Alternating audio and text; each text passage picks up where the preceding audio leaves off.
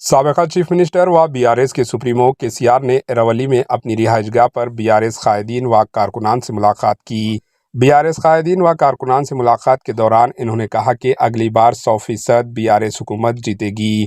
केसीआर ने कहा कि नई हुकूमत को आए 11 महीने मुकम्मिल हो चुके हैं। अवाम को, तेलंगाना की अवाम को एहसास हो गया है कि इन्होंने क्या खोया है और क्या पाया है। केसीआर ने कहा कि लोगों का हम पर भरोसा है, हम सबको सख्त मेहनत करनी चाहिए, पुलिस की गिरफ्तारियों से डरना नहीं चाहिए। इन्होंने कहा कि आने वाली सरकार 100% बीआरएस की है। बीआरएस कायदीन से कहा कि पुलिस की गिरफ्तारियों से ना डरें, बल्कि अवाम की भलाई और उनके हक के लिए अपनी आवाज़ को बुलंद करें।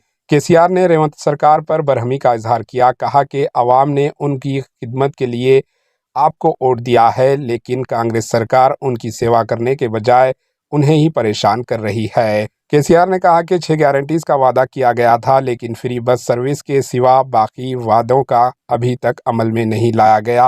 इन्होंने कहा कि 100 दिन में 6 गारंटीज पूरा करने के वादे का क्या हुआ, जबकि 11 महीने कांग्रेस के इख्तिदार में गुजर चुके हैं।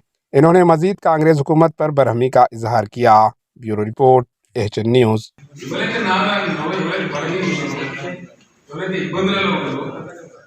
ఎవరు బతకలేని పరిస్థితుల్లో ఉంటారో వాళ్ళని కూడా బతికించుకొని ముందు తీసుకుపోతే నేను గొప్పదనం.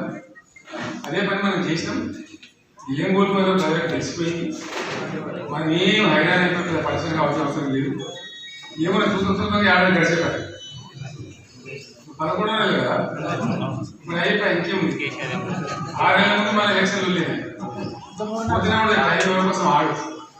కాబట్టి అందరం కూడా మంచి జాగ్రత్తగా పనిచేసి అంతా లేదు గమ్మత్తన్నట్టు కొన్ని సందర్భాలు చాలా తమాషా ప్రజలకు ఒక్కోసారి ఎదుగుతుంది దయ వేసి కూర్చుంటుంది.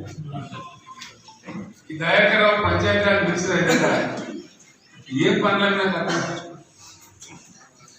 ग्राम पंचायत रोड